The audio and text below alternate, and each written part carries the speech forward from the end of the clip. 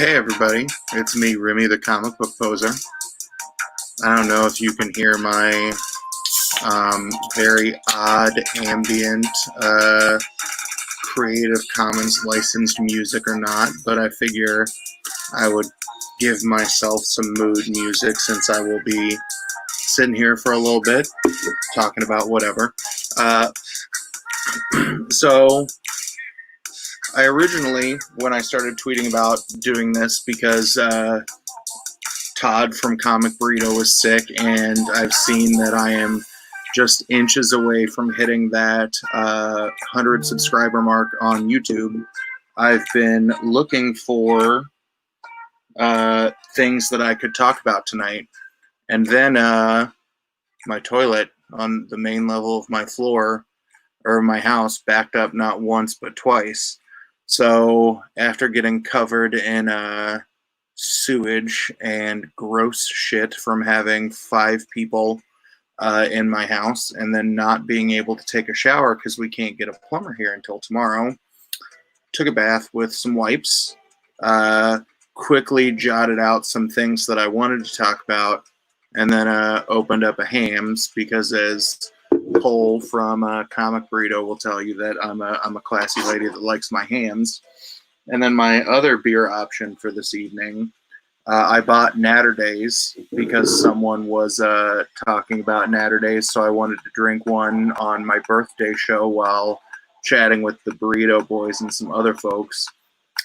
And then I found this, a Keystone Light with raspberry and lime. So I'm just making all kinds of bad life decisions. But before I kind of tell you about the random things I want to talk about and how you can hop into the stream tonight if you want to, I will let you know. So Lawson Comics is here. I will give a little bit of a love letter to them shortly. But Lawson Comics are really two of the guys that have been some of the most supportive people in terms of kind of starting my blog. That they had started their YouTube channel before I stepped into actively kind of blogging, and they would always be there to give some support or some kind words in the DMs to kind of help me find my stride as I decided, that I had the guts or to find my voice of things to talk about. My boy Sam is here. We'll see if Sam wants to hop on, since we are regularly, I think I've threatened to fight Sam each of the last couple of weeks in the Comic Burrito live stream for very, very stupid reasons, but me being drunk at, 10:30 at night probably started it. Cole's being a bad husband, watching Knives Out with the wife. Cole, you'll have to let us know how that goes. I know it's like free on Amazon for now, so I might check that out. Let's see. Oh, Peter's here. What's going on, Peter? Peter's another one of those people, and I'll say some nice shit about the Comic Burrito here in a little bit, so don't think I forgot about y'all. But Peter's also been one of those people who knows way, way more about comics than me, and anytime I've asked a noob-level dumb question, that Peter would hop in and give me his 2 cents. And when I got to interview Peter as someone who is like a D- in terms of collecting, if you're not following Peter's Comic Corner on Twitter, then you're missing out on someone who just has a ridiculous collection in terms of size and the way that he displays it. Bruce and or Stephanie are here. I hang out in their live streams on Friday. If you don't follow Bruce, it's Bruce Comics on Twitter. The YouTube channel is Bruce Moreau, and their Instagram is, I think, Bruce and Stephanie Comics. These 2 folks are incredibly kind, that not only do they put together very interesting videos throughout the week, or it's fun to watch Bruce have drugged Stephanie successfully into reading all kinds of comics, but the number of ridiculous things that you can win from some of their live streams are insane. Or when Stephanie is in a giving mood, you can just randomly hit her up on Instagram and be like, hey, I want this thing that you talked about, and it shows up. To then steal from, Bruce and, Comics and Beer on Friday night, since I don't have the beer cam that I can sit over here, I can do this and say, Bruce, Hams is a very cheap lager that if I could find Old Style in Kansas, I would drink plenty of Old Style.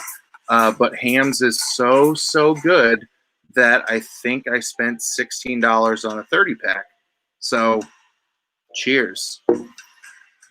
We got Joey Bag of Sevens, who sub me today. Joey and I hung out in Discovery Bay's auction for a long portion of the day, and I've been in a couple of other streams or watched videos where Joey Bag of Sevens has been active, and I am going to get on top of checking out that content. And then we'll hit a quick pause. So this person, Pixar Nerd Studios, I want to fight because he won the Justice League, or no, the Justice League Teen Titans, the slab that the Lost in Comics boys were giving away for their 500th sub show, and he wasn't there. And I had to threaten violence upon I think Isaac is 16-year-old, but a 16-year-old kid on Twitter to get him to show up in the stream to find out that he has won.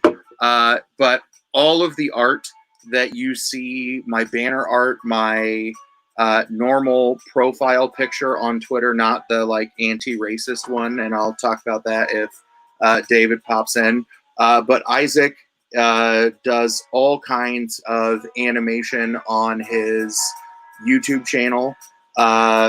He has been grinding at it longer than I have, and I think his content is way more interesting than mine. So if you want to watch any kind of animation and kind of learn about the computer process, you should literally open up another browser window and sub to Isaac's channel. And I will pull it up because I think I am stupid and don't have any mods set up.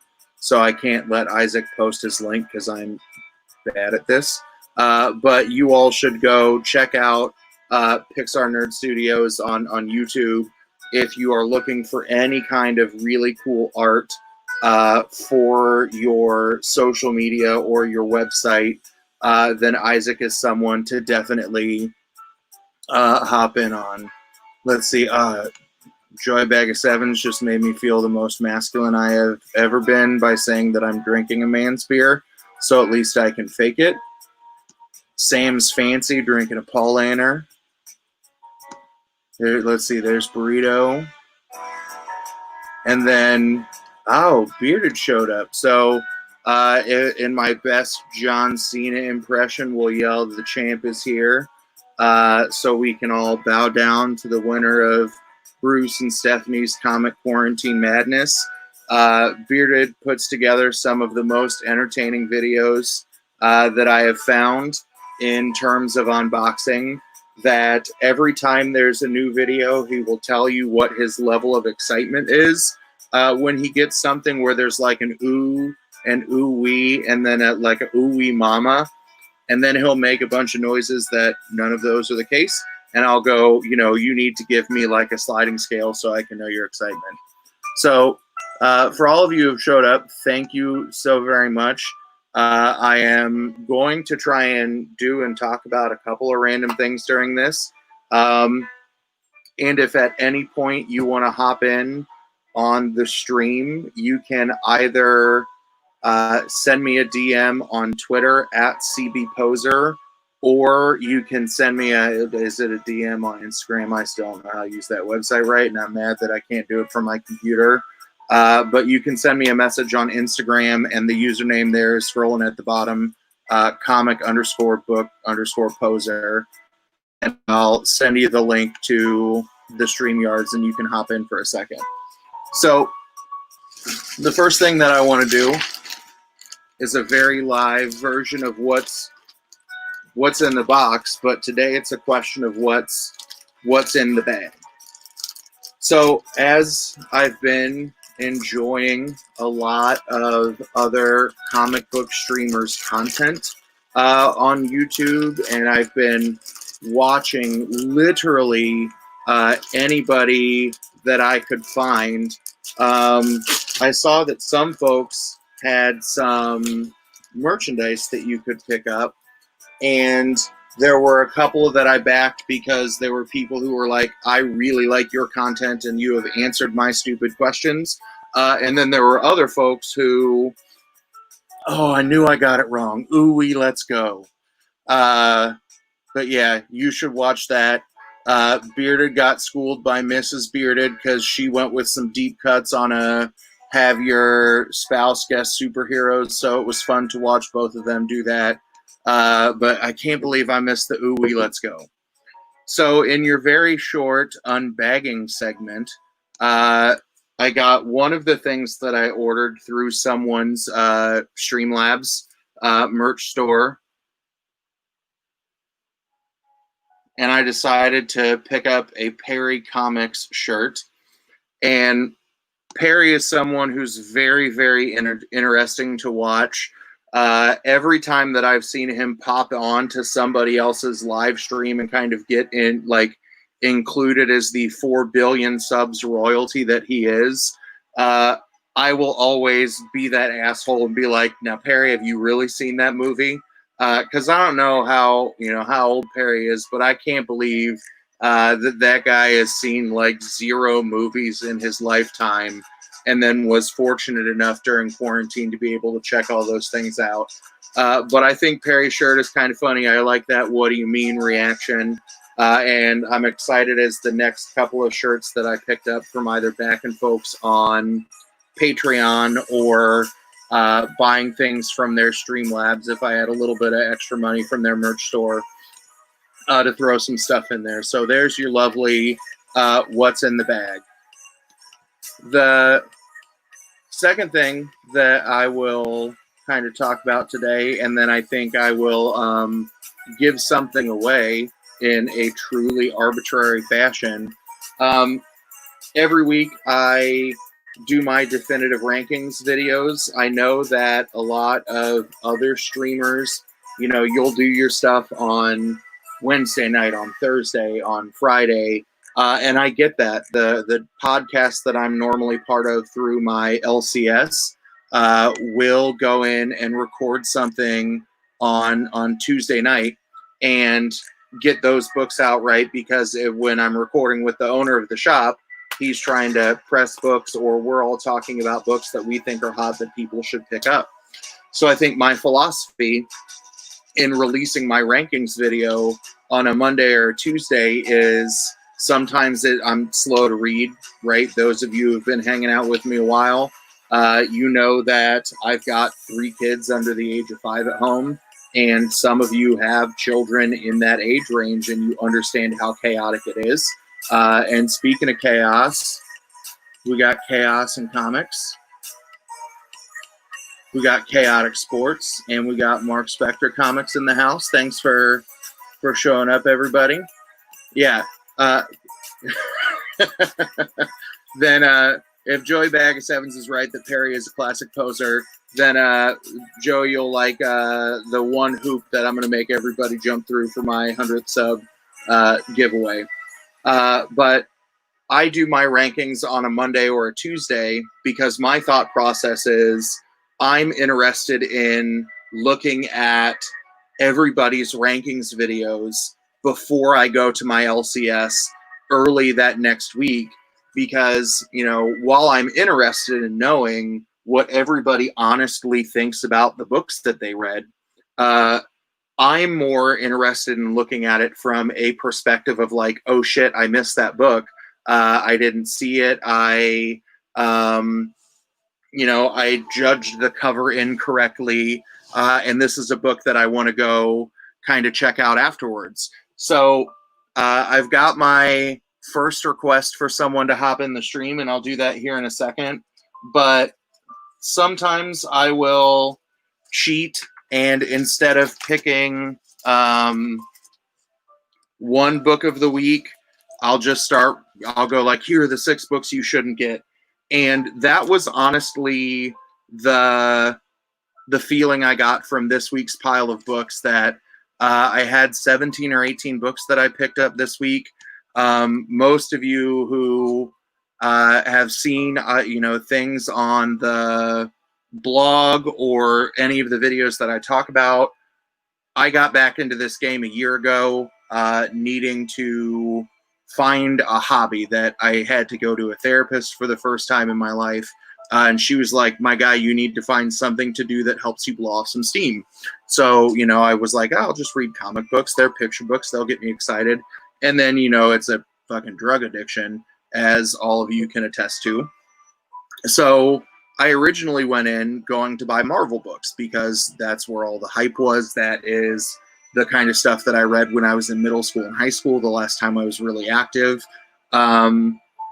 And then I started evolving, right? That I do more coverage and more reading of indie books. That during the quarantine and the disruption in Diamond's distribution, I started reading more DC trades, because a lot of the people that I hang out with and talk to a lot are more DC than Marvel people. So to be able to hold a conversation, right, I wanted to read some more DC books.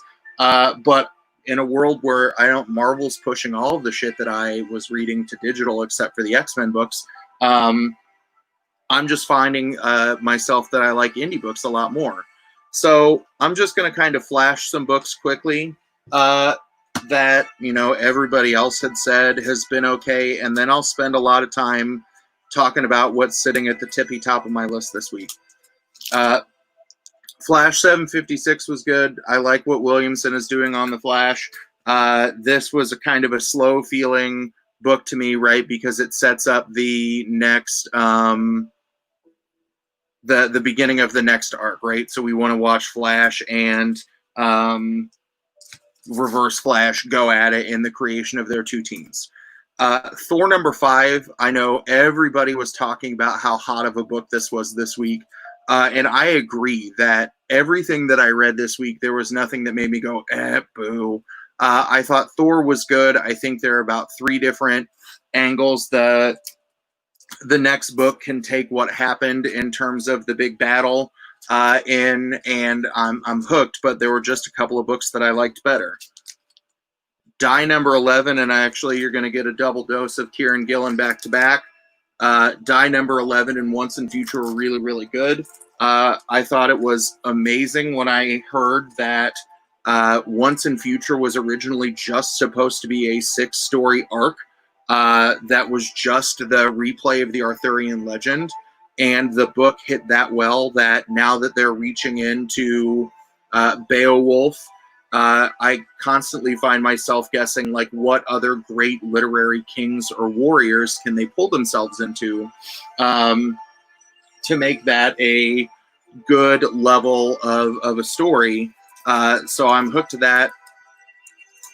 Batman 93, I liked it. I know there was a lot of fear about whether or not the reveal of the designer would be a flop, but I think the way that arc played out, and when the designer was unmasked, was I think really, really an interesting way to play it off for me.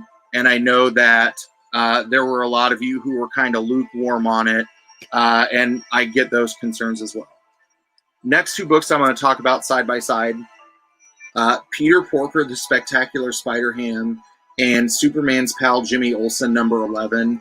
These have been 2 of my favorite books that do not take themselves too seriously. They've been good kind of blow-off stories. The way that this Peter Porker Spider-Ham book plays its way out, this whole first 50% of the book is a Family Guy parody, because you find out that not the Blob,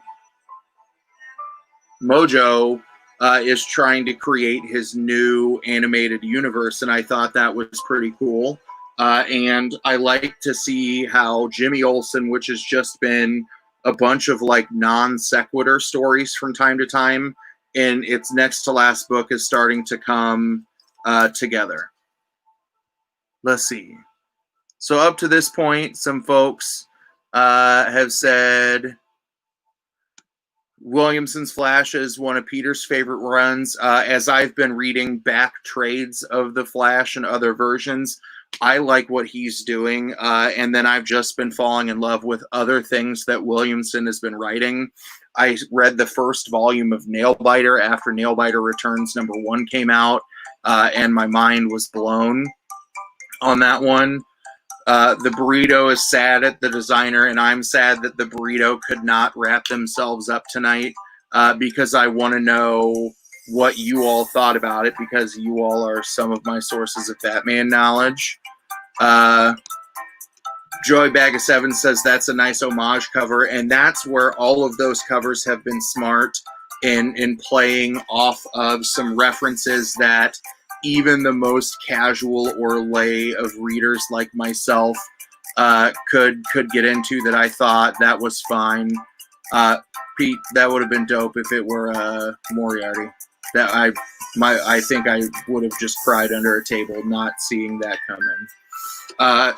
So I'll talk about my favorite books of the week, and there are a lot of you that said the same things about these books as well.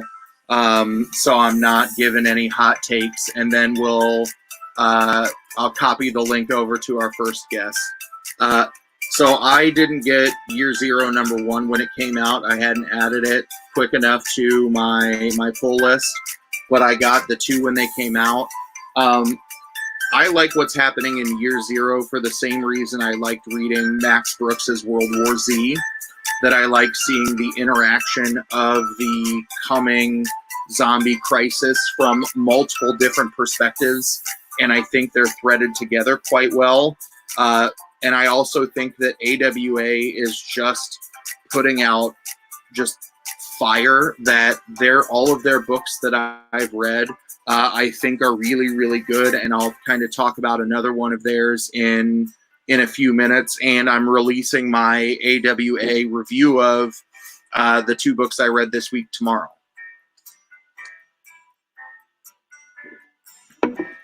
My next book, and I think I've got 4 left, Rogue Planet #2.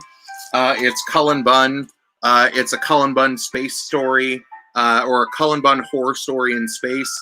This one gets wild because you think the shit that is attacking the crew at the end of the first book is just about to yeet these fuckers out of existence, and they're like vegetable aliens that are possessed. You see some dude literally get consumed by a machine ghost. So like, imagine if Cyborg could just kind of like,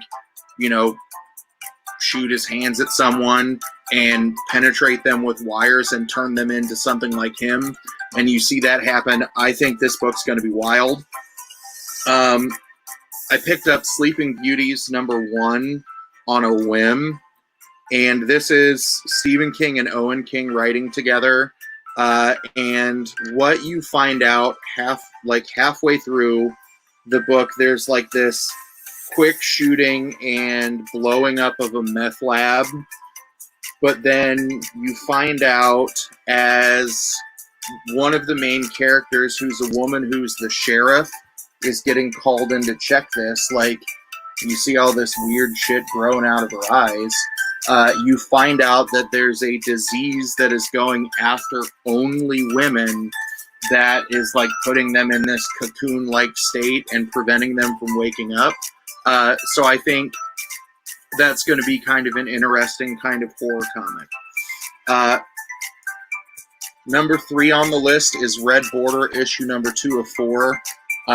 If you liked Get Out, if you like weird, creepy, like horror, this follows the story of people who are illegally crossing the border from Mexico into the United States seeking amnesty, because in book 1 they snitch on a cartel, and the cartel is coming after them, and then they end up staying the night at this family's house who's like, we're gonna care for you. And you just get this weird, creepy, like Kathy Bates in Misery vibe. You get the Get Out vibe, and it's just good. And you could see the ending coming, or the end of the issue coming, but to the extent of how just fucked up it is, you wouldn't, like, I didn't see it of that magnitude. And I agree with Sam right now. I think horror comics are where it's at right now, that I think they're finding different things to kind of riff on to make these stories fun. Number 2 of the week is from Vault Comics, and it's Bleed Them Dry. And I think my actual review of this might have been 3 sentences long. And it was like, if you like vampires, you like ninjas, and you like crime, then you're going to want to figure out this, or you're going to want to pick this book up. But it takes place in the year 3333 in a, like, technologically advanced city in Japan. And there's been a peace brokered between humans and vampires, and the book opens with a vampire getting murdered, and the threat to the peace is a huge thing, and it becomes a question of who done it. Is this really gonna break the stability of life between the immortals and the living? And it becomes a very, very interesting story. And I'm just in love with what Vault's got coming out. My first Vault book was Finger Guns, which I love a lot. And then that second book, I think, or Bleed Them Dry, I think is going to be a fun vampire story. And then my pick of the week, which was on, I think, everybody else's radar, and we all got an early tip from Wes Greer, and I don't know if Wes is still in the chat or not, but that Texas Blood #1 from Image. Jacob Phillips is he the son of the artist on Criminal, and it is his first solo project.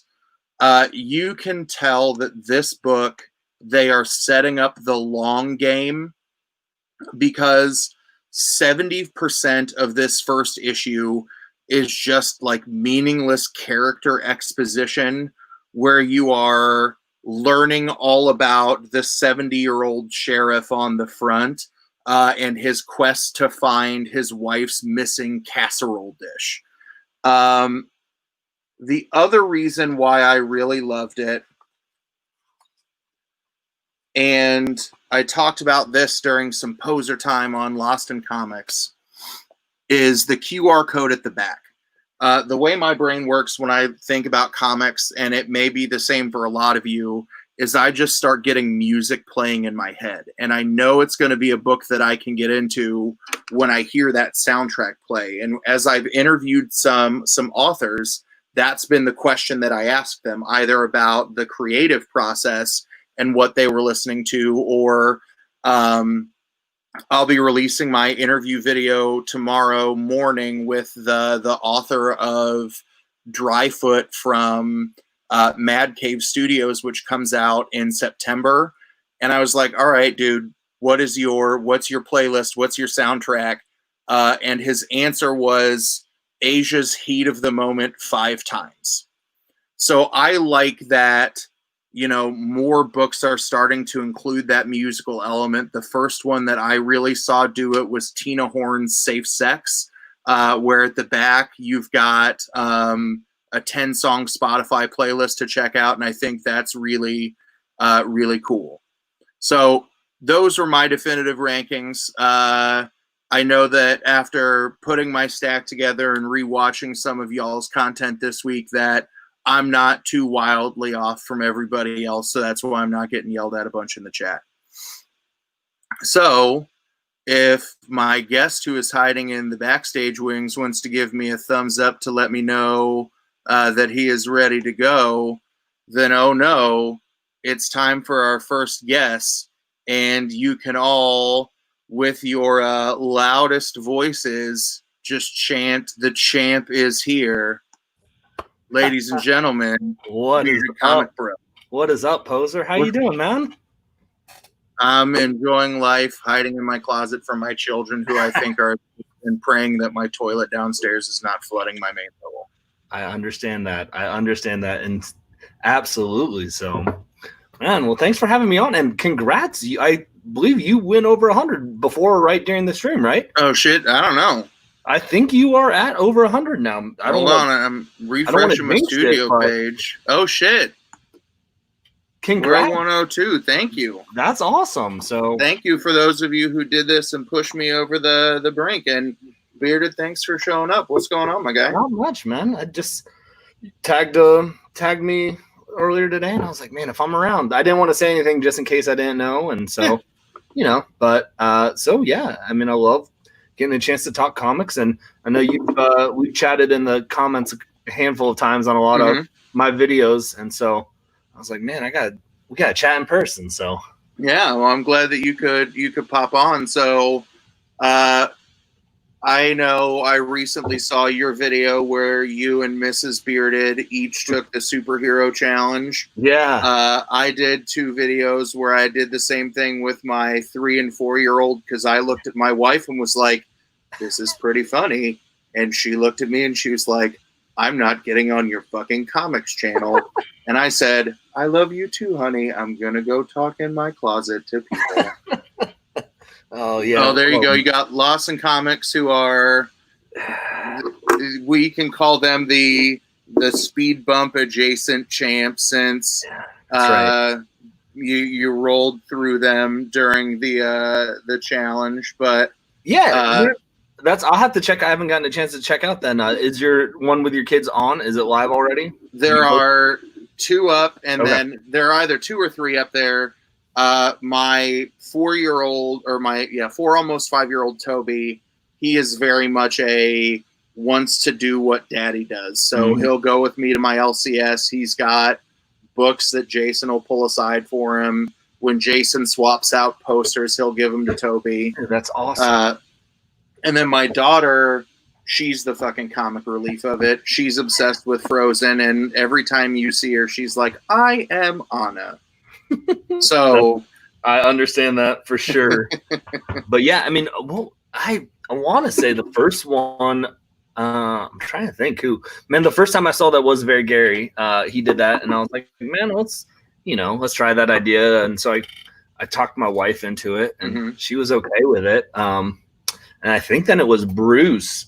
I think it might have been Stephanie, and the Bruce and Stephanie's commented on the video, was like, you got to quiz Bearded. And I was like, and she jumped on it. She's like, yes. And so she dug, if you haven't seen it, man, the video, I know you have, but she dug deep into the archives, like Googling some stuff. I'm like, you don't read comics. So like, you had to just she had to Google like obscure comic but I don't want to ruin the first one she got you with, but when I saw the very first image she dropped on you, I don't know if that image was laying around the house, if she had to do some deep digging, and one of those creepy files your parents have at home. So without giving away anything, so if you want to know what Poser's talking, you gotta hop over and watch the one where my wife quizzes me. But we just moved like a year ago, and so she knew where that image would be. She knew it was in the basement, and it's pretty obvious where it is then, because I have a big folder of that stuff. So she was able to do some hunting. So who knows? There might be some more of those popping up in future streams. So we were just talking the other day. We were like, we got to do another one eventually, but it's her turn to be back on the hot seat. So. Yeah, I enjoyed it. Let's see. You got a book you're excited about, or a box that's coming in soon that I can try and figure out the scale of? All right. You want to talk the scale? So, so if you haven't watched, Poser did a good job. So when I did my first ever unboxing, I was editing it, and I literally watched my video, and I'm like, I said ooh It had to have been 20 times. And it was so many variations. It was like, ooh, ooh, ooh, wee. And then I did hit them with a ooh, wee, let's go. And so while I'm editing, I'm like, I have to bring light to this. Mm-hmm. And because people are going to just be like, dude, you literally said ooh nonstop. So I figured I had to embrace it and turn it into a play. I didn't think it would catch, but that's one of people's favorite things about the unboxings is the ooh scale. Well, I think it's good, right? Because you have people who are like, here's the market value, or Right. my favorite phrase in an unboxing, I don't know what this is, but it looks cool. Right. So I like that it's a very cool like element that shows your personality in a way that feels very authentic when I watch your stuff. I appreciate it. Well, because it is. I know there's people you're on the spectrum of where you want to be with mystery boxes. And if you watch mine, you know where I'm at of I enjoy them. I just really do enjoy them. Are my boxes where they're at the value? Sometimes, most of the time, probably not. And I just don't have the time to look up and, you know, what do I do? Do I do the fair market value? Do I look at what it's selling on eBay?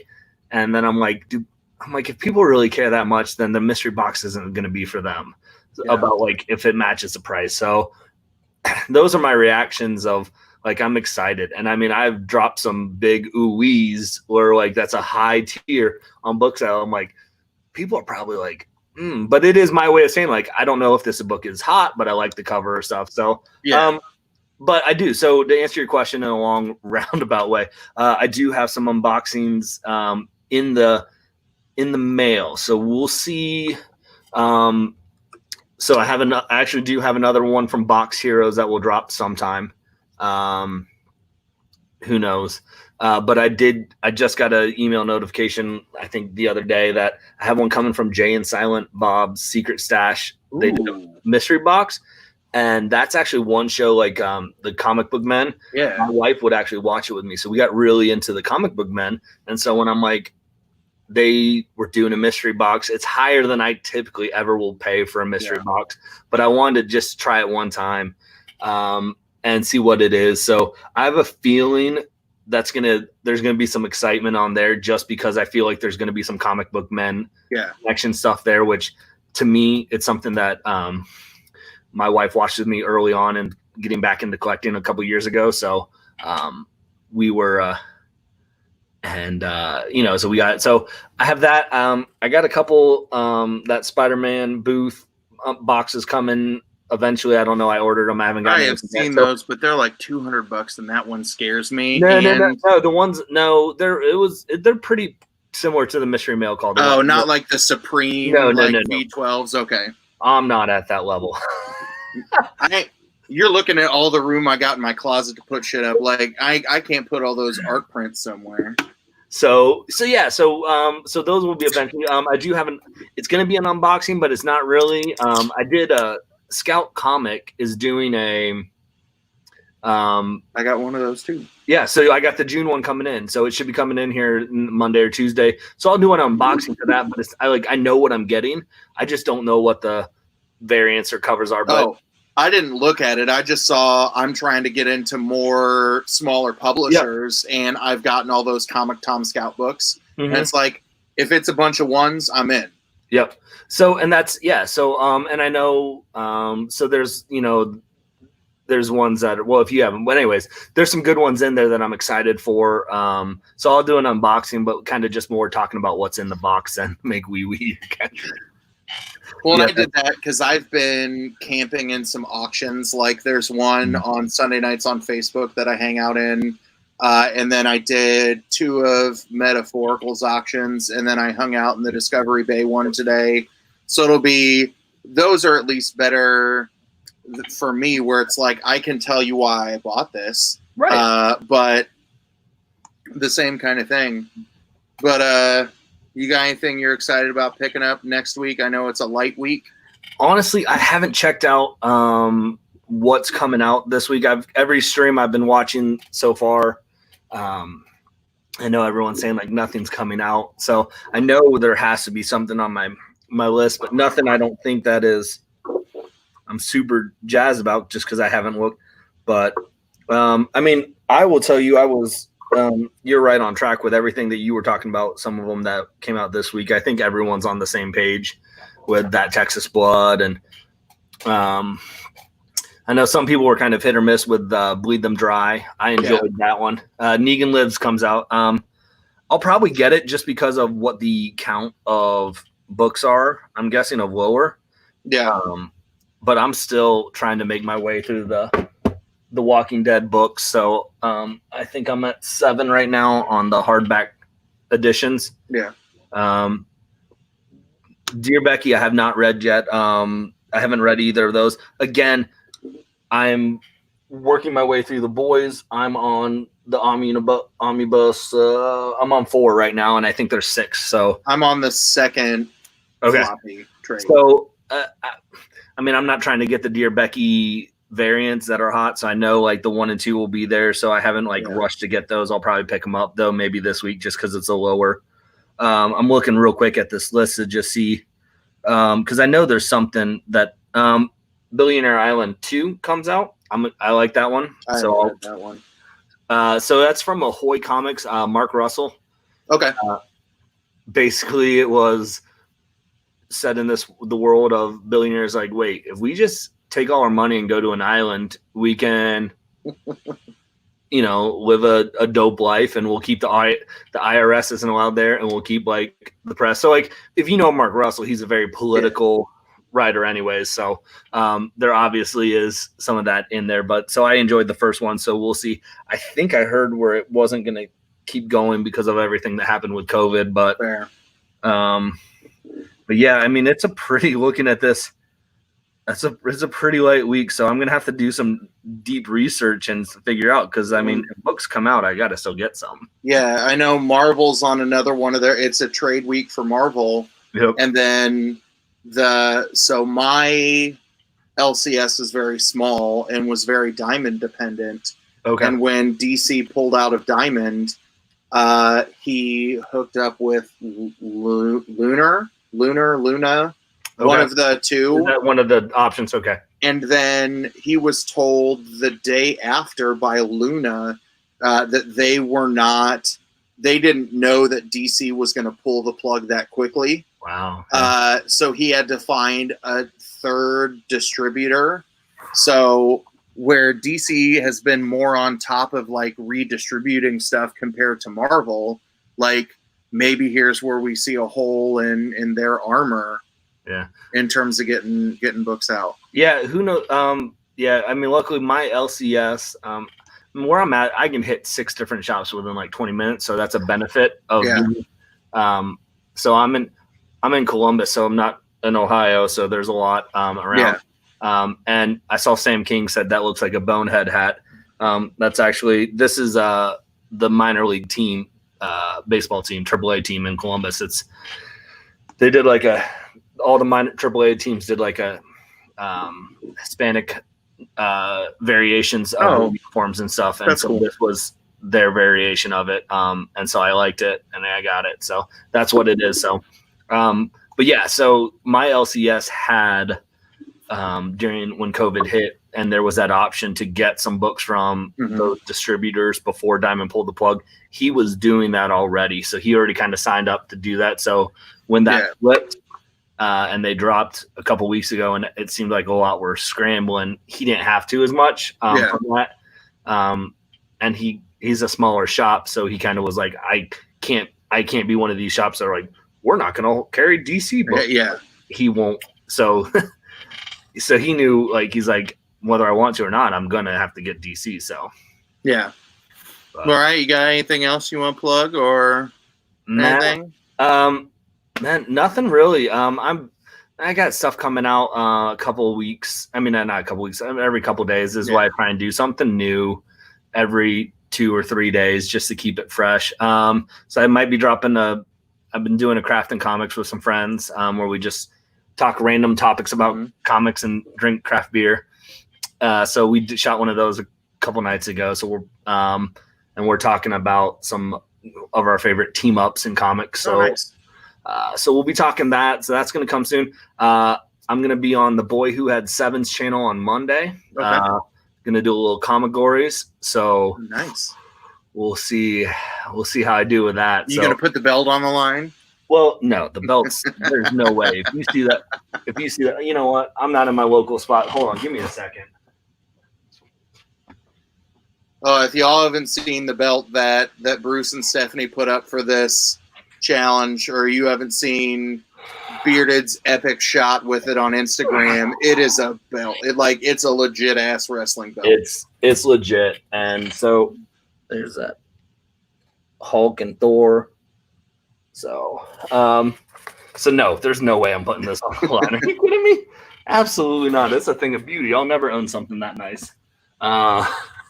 But yeah, no, I'm a little nervous about the comic gories because you got to be quick and know your comic covers. And yeah. So. Well, good luck to you. I'm going to see if there's anybody else who wants to pop in. I appreciate it. If not, you can pop back in. Yeah, thanks for coming. Yep. It was nice to see you. And absolutely. Click that bell on Bearded, because if you want to think of someone who is the anti-me personality-wise, like I sound like Eeyore missed his antidepressants, but Bearded over here, everything is engaging, everything is funny, and he knows how to edit videos better than most people, so he can cut out all the little fuck-ups or me saying 1,000 times. So if you haven't been checking out Bearded, then you should definitely subscribe to his channel. He is one of the good ones. I am not going against Chaos, though I'm a little sad he jumped off this stream though before. He hasn't been in the chat. I was hoping to see that, but no, I'm actually, they just dropped it today. I'm going against C. Woodard from Comic Core. So, and then if I make it past him, it's either Alec from White Whale and the guy who won it 2 weeks ago. I'm blanking on his name. Brian. He runs a comic shop down in Florida. Really cool dude. And he dropped a really cool book at the end. It was a symbiote of Wonder Woman. So, but it was that's awesome. Cool. Check it out. So, man, thanks for having me on. Yeah, thanks for stopping by. Congrats again for your 100, and keep grinding. Every day. So, all right, see you, bro. Yeah, thanks for stopping by. All right. And like I said earlier, if there's anybody else who's out there that wants to pop in, definitely do it. But the second thing that I wanted to talk about after my rankings is about the virtues in giving someone an A-OK. And this by no means is not a plea to go like, send me some shit. I don't think I'm the first person to have trepidations when kind of jumping into the comic book community. The very first post on my blog was me being afraid of running into kind of the two negative stereotypes we get of comic book fanboys, right? Comic book guy from The Simpsons and Steve Dave from the Kevin Smith world. Right, the tell him Steve Dave. And I was just afraid of having to edge my way into that kind of world, right? Because I'm, bullheaded and I can argue because, I coach debate and I've done that for most of my life. But it was really an area where there was a lot of discomfort, right? A lot of unknown knowledge for me. And that's kind of one of the reasons why I decided to name the blog or all of my social media stuff Comic Book Poser, right? That I was afraid that I was going to have to put on all this armor to be ready to just kind of hang in some conversations. And I don't know if it's dumb luck that I have just kind of run into a bunch of awesome people in the community. If I'm wrong, that the Comic Book Man and Steve Dave are from the days of yesteryear, or, oh, what's up, K Titus? Or, if I've just kind of lucked in away from a lot of that negativity in terms of the types of people who will actively talk shit on things, right? And I'm not going to criticize the people who are negative about books, right? That I appreciate the honesty that people will use to describe things, right? I like watching a jabroni video where I'm thinking about buying a book and then he tells me that something is hot doo-doo water. I get that. But I was kind of afraid of the big, hey, one of the Burrito folks, you want to, in the Discord, shoot Joey the link to what we're doing over here. But I was afraid of, dealing with that. And I'm glad that I've just not stumbled into a lot of that kind of world. So I, in the last couple of weeks, have been sharing like gifts of appreciation with the people that I like. And really, one of my first AOKs in the same week went out to the Comic Burrito folks and the Lost in Comics boys, where I sent them both books, or I both sent them both stuff from Ashcan Comics Pub that I know that in the souls of all five of those guys are some 90s children, and it was a game based on Pogs, right? And I knew that we would enjoy that same kind of nerdy connection together. But then, I wanted to send some things to other folks. So like with the Burrito Boys, they just had released their Impactful Books series of videos. And in looking around in my collection, I had things that I had picked up in auction from a mystery box, from me buying the buffet in, my early couple of months of getting back into the game. And I very much believe that, I'm going to luck into some stuff that I might not be the best home for. And if I'm going to watch your content, if, you're one of the Comic Burrito folks and you invite me to fucking talk to you all until like 4 a.m. On a side chat and make me feel included, or if you're going to generate content that I very much enjoy, then I don't have any problem, giving you something that I think you will like better than me as kind of an appreciation of that, your intellectual labor or your care for, people in the community or helping people grow. And I think, one of the reasons why I was kind of timid to send out, my first set of packages to people was because, I'll watch a video and they're unboxing an AOK from someone, and it's like, here's a slab and a bunch of fucking random books that are super hard to find and worth a bunch of money. And I look at those and it's like, I'm poor and I'm going to send you random shit. And I go, I hope you like it, please. So I think, in terms of kind of demystifying the comic book community as being a bunch of scared ass fanboys, I think one of the things that, I want to try and demystify is the act of kindness, right? That if you are trying to send someone something, right, where there's that moniker that like gifts come from the heart. And I think that's one of the things that you need to kind of engage in, right? Or believe in, that you don't have to send someone who has 10 billion subs, a slab and hope that you get, a high five and a pat on the back.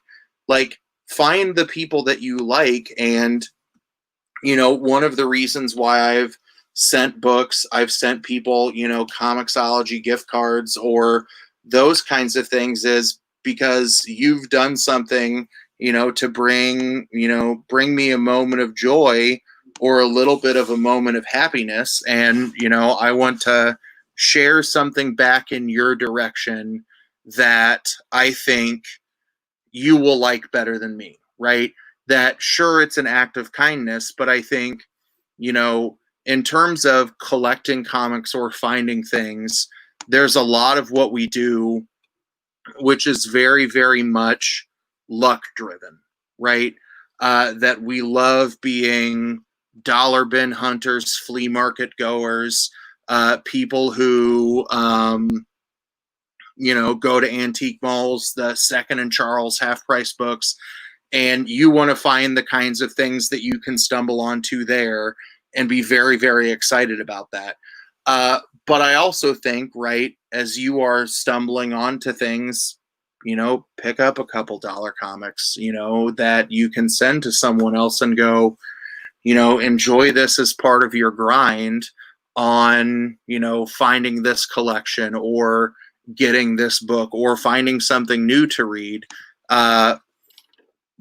Because I think, as I've learned in my, year of reading comics and really the last kind of 7 months of being more active in the social media community, it's, I want to find things to be able to give back to folks that have made me feel part of this. And that's why, I kind of carry myself in a way in people's chats on, any social media or in the blog as wanting to be that next kind of person who becomes the handout or, the conversation on strategy on what to write about, or, here are some things that you should watch or read. Like, I want to be able to do for people what folks like, Lost in Comics or Comic Burrito have done for me in terms of thinking about YouTube stuff, or folks like Wes Greer have done in terms of pushing me to kind of grind away at that blog, or people like Isaac and Pixar Nerd, who I'm going to click on his link again, and you should click on that and sub this kid up because what he does is amazing, right? That I've learned that, the grind to get yourself out there, your ideas out there, right, to interact with people is hard. But as long as you're enjoying what you're doing, right, that helps give you that fuel to the fire. So, I called this little bit like, why give an A-OK? But I think, really part of it is, be excellent to each other, right? Find those things that you can push into a different realm to be able to talk about. Joey Bag of Seven said, what blog topics have you written? Joey, if you go to my website, a lot of it is just kind of baseline weekly reviews, because that's what I was comfortable or had the time kind of doing.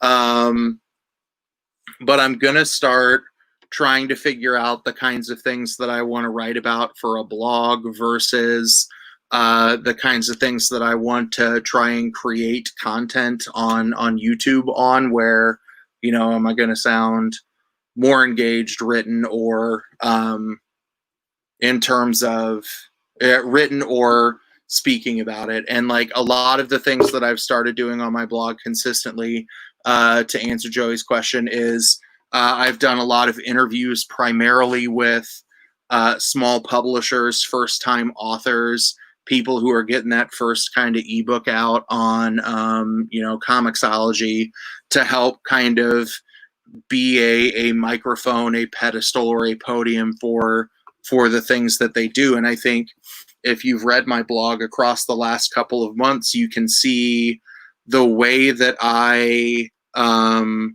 talk differently about the books that I read in a week versus the things that I actively kind of want to promote for indie creators or small publishers. That the level of excitement has changed, right? So the blog and the YouTube serve that purpose of me going like, here are books that are cool, but I think I'm transitioning more and talking about some of the indie stuff that I love. So there you go, Wes. If you want some Batman books that you may not have, Burrito's got you. I don't know what Chromium Man is, but that's a dope story from Sam, right? That you get a karmic restoration there, that he sent someone a Chromium Man book to fill a connection, and then Sam got a Hulk sketch. So I think that's kind of cool. And thank you, Chris or Oscar, whoever's behind the YouTube moniker tonight. thank you for cheating off of me and Wes. I definitely cheat off of Wes's blog to figure out what DC titles I should read or go, I don't know what the fuck happened in this Batman. So I'm going to check out things that are on the Comics the Gathering website. I feel like giving something away here in a second, and I see that there are like 4 or 5 people watching, so I might give something away to everybody here in a second. But I figure based off of Joey Bag of Seven's question, I'm going to take 2 seconds to try and share an element of my screen to kind of talk about another opportunity that I have been offered and a new way you can check out some of my content in July. So a couple of weeks ago, a buddy of mine who writes for a Kansas City Chiefs blog and a K-State football blog sent me a posting that Fansided was looking for contributors to their website, Bam Smack Pow, to write about comic books. And I was like, okay, I do that. I'll see if that's another avenue I can get, some thoughts out into the world. And I, gave them ideas and some samples of things that I've written about. And their response was, well, we're transitioning the book or the website to write about only superheroes in TV, film, right, in media. And I was like, cool, I'll still try and do that, because they, like any other website, kind of have that separation of church and state in terms of like content on their website versus content on, a personal website or republishing things. So I looked at this and I was like, I don't watch a lot of this kind of stuff now, right? I'm watching Harley Quinn and Stargirl. I think that's about it. So I started coming up with some thought pieces on either the MCU, or one of the ideas that I'm going to pitch is, hey, like, I don't know a goddamn thing about DC movies or the DC animated universe.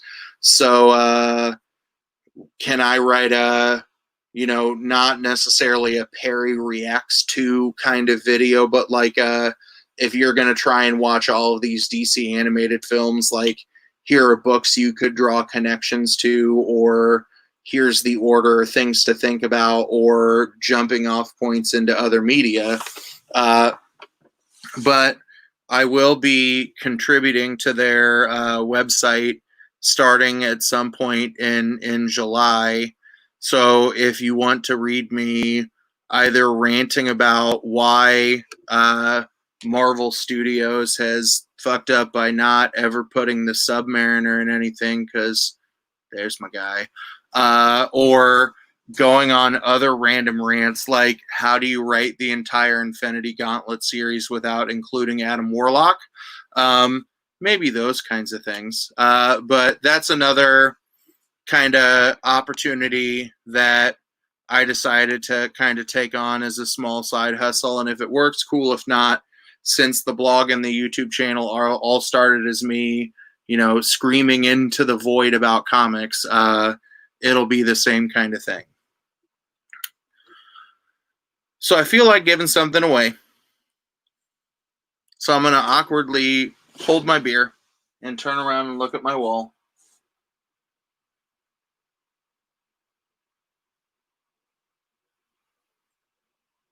And figure out what I want to part with at this moment. And based on some of the people who I've seen active, Joey Bag of Seven says, I need my Warlock books to rise in value. Me too. I'm playing the long con and picking up some of these cheap Warlock collections going, hey, when he becomes a thing, I'll be pennies on the dollar richer from those. So let's see. Is that Joey Bag of Sevens telling me to give something away DC related?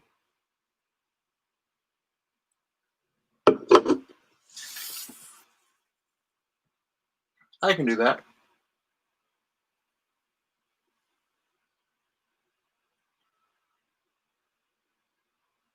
So if you are interested in the opportunity to win a quick giveaway, I, of course, am going to use the exact same rigged wheel as everybody else to do a random spin.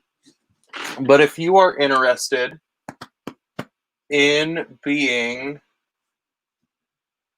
the proud owner of a Funko Pop that is of the DC variety, that is an Owlman Hot Topic exclusive, all you need to do is type something in the chat. The last comment I see is Joey Bag of Sevens saying DC. So from Joey Bag of Sevens down, just type something randomly, and I will put you on the rigged wheel and do a lovely little spinner. And if it's only Joey Bag of Sevens and Comic Burrito, then cool.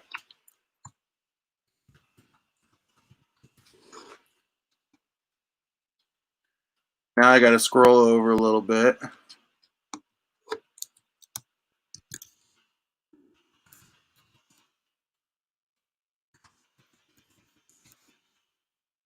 Yeah, I know I might be lagging a little bit on chat, so I'm gonna share the wheel of rigged. That way you can see it. And right now I can see that like 7 people are watching it, and there might be a couple of people who are like, I don't want that.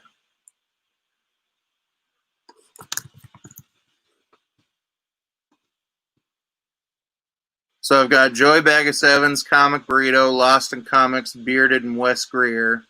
I'm going to sit here for another random 30 seconds.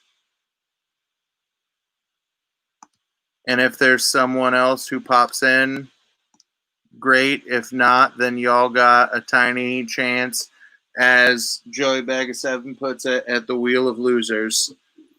I won something from the Wheel of Losers today.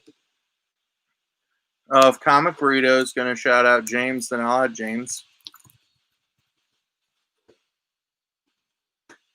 But I won like a $15 credit with somebody who has been selling in Discovery Bay Comics' auctions. And I bought a bunch of stuff from Tacoma Comics, so I think I might send it his way. And then I won like 10 disco dollars to spend on something with JB. All right. Anybody else after James? That's 6 people, and I think I very well could be the 7th person watching it, hoping that I had the stream set up. So if there's nobody else, we see that it's spinning. All right, I'm going to spin the wheel of rigged.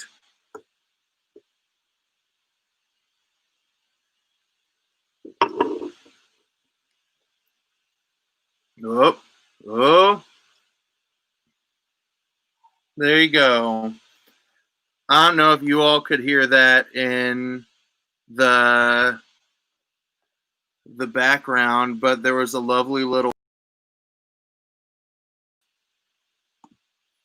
So, Wes, you are now the proud owner of an Owlman Funko Pop, and as someone who reads a lot of DC, then there's some good irony. I also think the good ironic connection of Wes winning the Wheel of Losers, or as Joey Bag of Seven says, Wes rigged it. The first thing that I ever won from any of these Twitter or Facebook or YouTube giveaways was Wes giving away a signed copy of Undiscovered Country #1. And I won it, and then I put together like this sappy Wes, I love you in the comic community video and put it out there. So this is a lovely full circle kind of moment for Wes and some Owlman. So Wes, I don't know if I still have your address on something. So if you DM it to me on Twitter, that would be great. And like I said, again, if there's anybody else who wants to pop in and talk for a second, you can do that. Because I would like to randomly talk about one more thing, and then we'll talk about the 100th subscriber giveaway. So I'll awkwardly see if anybody else wants to pop in. There you go. Wes and I use the same vote cooking or vote stuffing ballot. I don't know. Rigged. Wheel of rigged.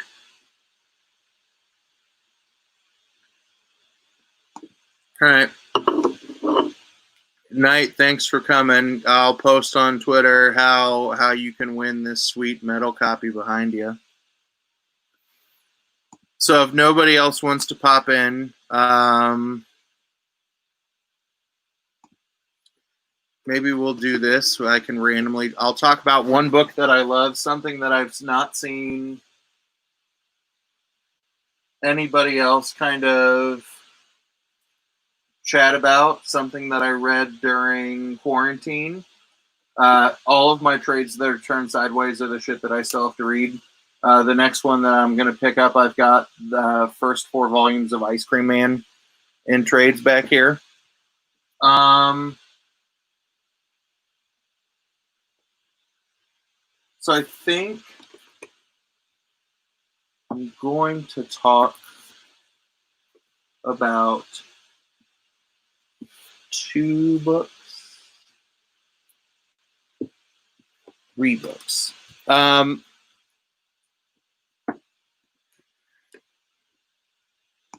Okay. Yeah, I've heard that Ice Cream Man's legit.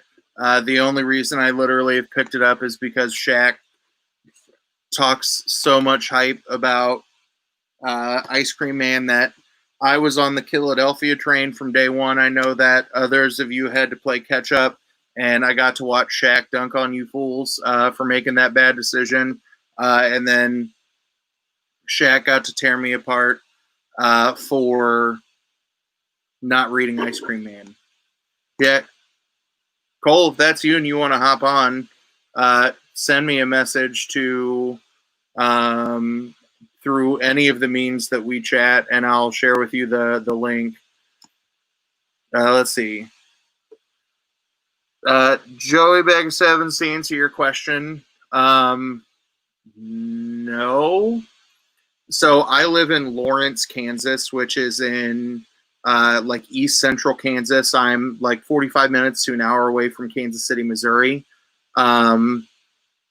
There are some folks who will pop in and out because I live near where the University of Kansas is, and they will have a bunch of folks come in for like film and art studies kinds of things. I know that the Kansas City, the Planet Con, whatever the real name of it is that happens in Kansas City, happens from time to time. Can bring in some big names, but it's no, San Diego or New York. So I have lucked into having a LCS who the owner kind of voraciously chases down any opportunity for people to come in and sign things. So like 3 of the ones that I can remember recently, the very first book I ever got signed by anybody was Baltimore Rivas, and I can't remember who the other one was, but it's 2 of the artists on Unearthed, the horror book that's through Image.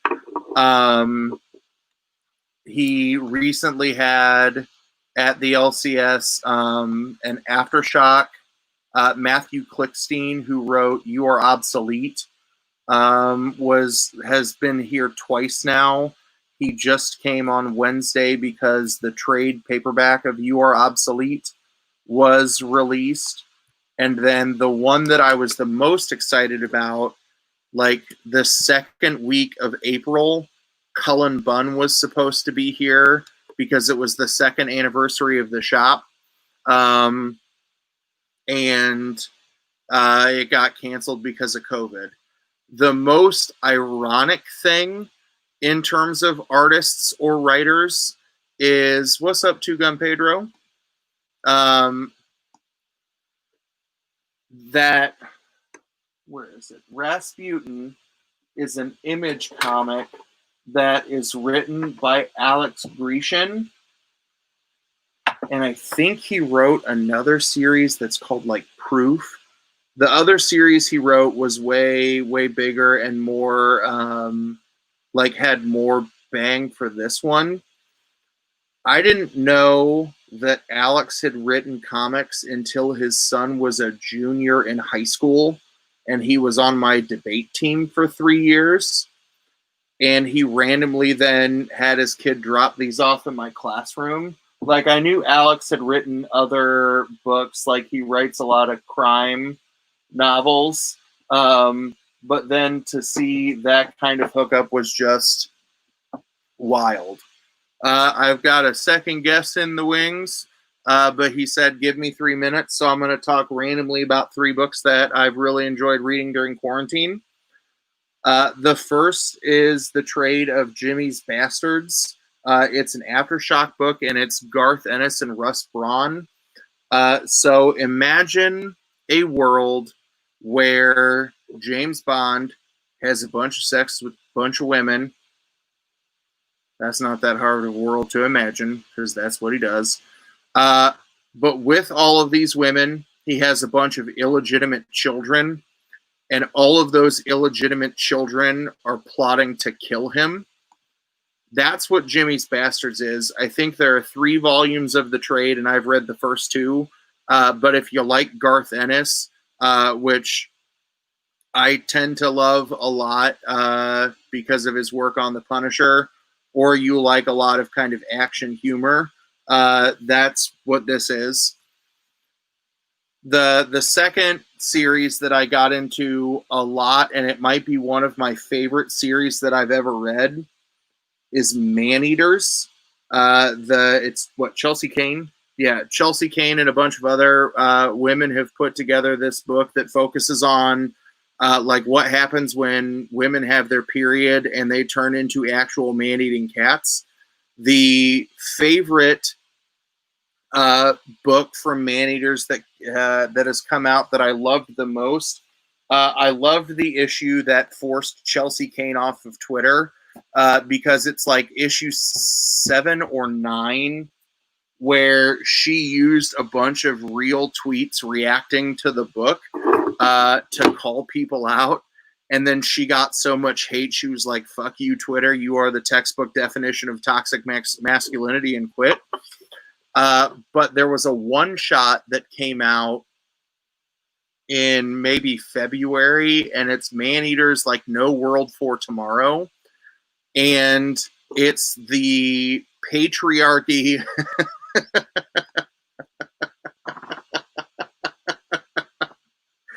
Yeah, that's a good one, Sam.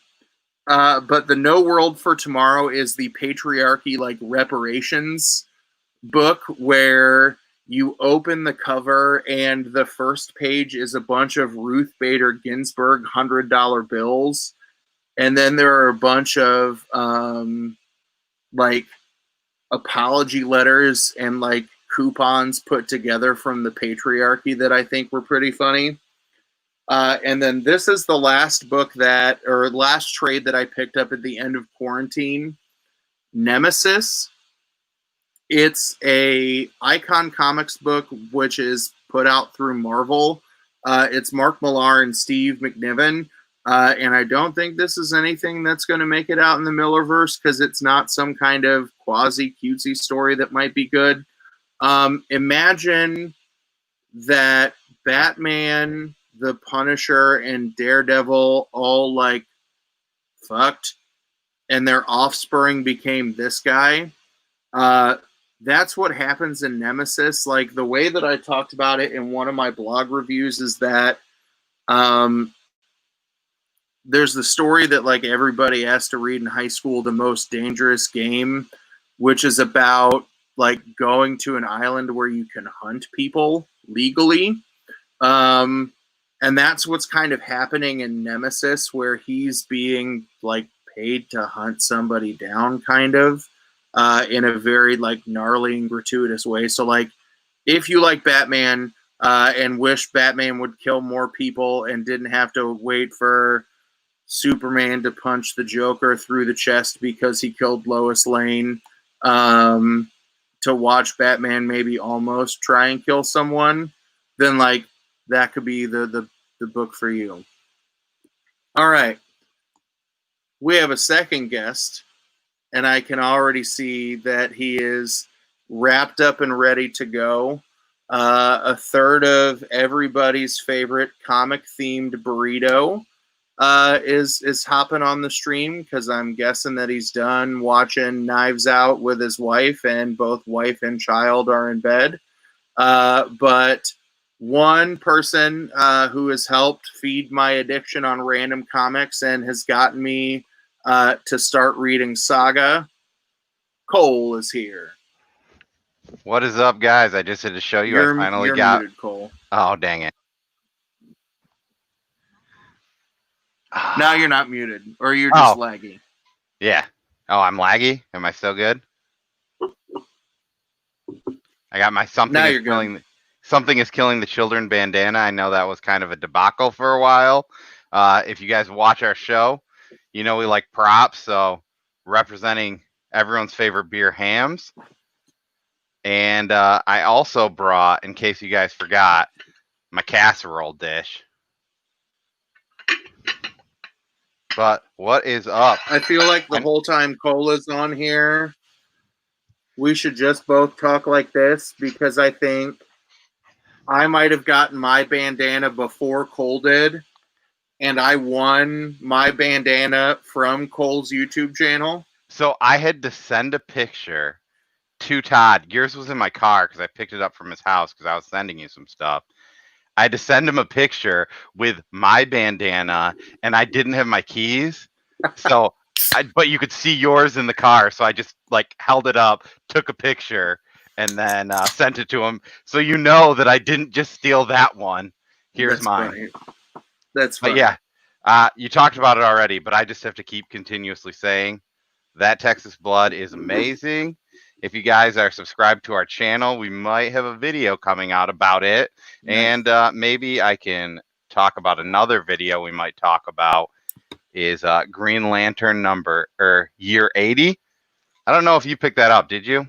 That is, I got the 40s cover, but that is one of the two things from this week that I have not read yet.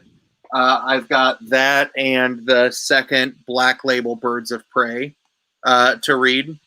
Yeah, those ones are definitely not great first picks because they're just so big and it takes a while. And I know even with these stories, sometimes they're so like broken up that it's hard to read. But I would say that Green Lantern is pretty good. I definitely cried on maybe 2 of the stories of the 10. So get ready for that. Which was your favorite story / author combo on that one? So it was the Robert Venditti, I think is how you say his name. He's doing Justice League. It's called 4, and it is about the 4 main Green Lanterns. So Kyle's in it, John's in it, Guy, and Hal. Okay.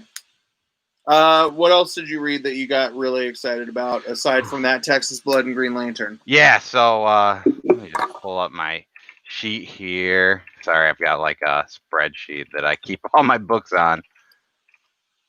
But I would say for sure that Texas Blood, it was one of those books where we even talked about it last week because I was like, this seems like a book that I would love.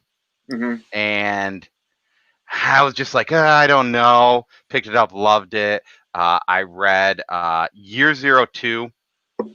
That one, oh man, I love that book. It's so like just seeing this new zombie book that's really good. Like there's a character in Year 02. I will just call him Bunker Guy, and I love that dude. Yeah. Oh, it looks like Sam asked how I like the Robert Venditti Yeah, one, I and I clicked just on kind of those explained two. it there too. You were mid spreadsheet when I popped those two up, so you yeah, got you them talked back to about back. Rogue Planet. Like, so the first two books I read were Once and Future #8, which I've been loving that story. Mhm. It's Kieran Gillen, and Dan Mora on art, and that dude has some of the greatest art I've seen. And that Yes. book continues to be good. I mean, I don't think I need to talk about it because it's good enough as it is. You talked about Rogue Planet. I love that book. Todd kind of talked me into it because I was going to pass it up. And I think I really like that book. It's, this week has been great. I mean, even Batman the Smile Killer. Yeah. I mean, I'm just going to say this, which I don't even want to talk about it because if I talk about it, I'm pretty much going to ruin the book, I think, for people, even without talking anything about the actual story. Oh. Joybag Sevens, you missed. So the Burrito gave their 100th sub giveaway 2 weeks ago. They had a trivia contest. So I'm going to guess they, like most of us, will do another giveaway at like 250 probably. We've been talking about some other things. There's a possibility we have one that has nothing to do with subs coming up soon. We've got some stuff that we've just have that we want to share with people. I mean, like the next book I want to talk about is Hank Steiner #3. So a lot of people here The have Source probably Point heard. book. Yeah, I've heard of us talk about it, but that was the first Source Point book I got, and if you watch our show, I'm like the crime guy. I love crime detective stories. So that book just hit me. It's fun. It's got good art. And it's weird. You think the way they made it seem is it's going to be the final issue, but the way that it ends, I'm pretty sure more are coming out. So they'll probably just make a second arc, similar to like how like Matt Kent does a lot of his Dark Horse stuff where it's like a different arc next. So, yeah, I mean, we've got some Source Point books that I think we might be looking at like passing on to people. We're not really sure how we're going to do that yet, but we're definitely looking into that. Well, I'll tell y'all what endeared me to Source Point Press was not just, three boys from Michigan talking about their next door publisher, but when Free Comic Book Day wasn't a thing, Source Point Press, like a bunch of people did like free digital things throughout the quarantine. Source Point gave out free books every day that you had to pay shipping for like the first day, and then every subsequent day you only had to pay like $2 more. But if at any point you bought anything from Source Point during that week, your shipping for all of it was free. And I think between the Free Comic Book Day titles and then the stuff that I picked up from Source Point, I might have walked away with about 70 total issues between floppies and trades. Yeah. And of that 70, there might have been like 3 or 4 books that I was not a fan of. But in reading the Thanks, book, James. It's the kind of stuff that I don't know if I would have, jumped into anyway. But in the same way that I talked about, giving people gifts, if a small publisher is going to give, away a broad variety of their titles, I'm going to buy things from them in that, like, it's a smart marketing strategy on their end, right? But I'm going to feel indebted to a smaller publisher that way. And another cool thing they did during that same time period is 25% of whatever you buy, we're going to ship to your local comic shop. So since was awesome. We're talking about them, I'm just going to pub 2 quick books because I have them here. Floppy Cop, check out our channel. We might be doing something relative to this. And I mean, this is I think all-time, one of my favorites, Samurai Grandpa. It is amazingly fun read. There's some morphic ninja animal things in here that is fun. It's a good book. It's fun. It's pretty lighthearted. I love the artist on this book, Sean Daly. That guy is amazing. If you are ever on one of our live streams, there's a good chance I've talked about how good he is. He also has a book called Ogres, which I can't recommend enough. Besides that, I mean, I finished up with a lot of DC stuff. I read Justice League Dark. If you're not reading that book has a lot of good panel work. They just brought Animal Man into it, so I love that. Flash, which is the start of a new arc. I mean, it wasn't like a phenomenal read, but it's a great read. Justice League, man, that second page of Justice League. Are you reading Justice League?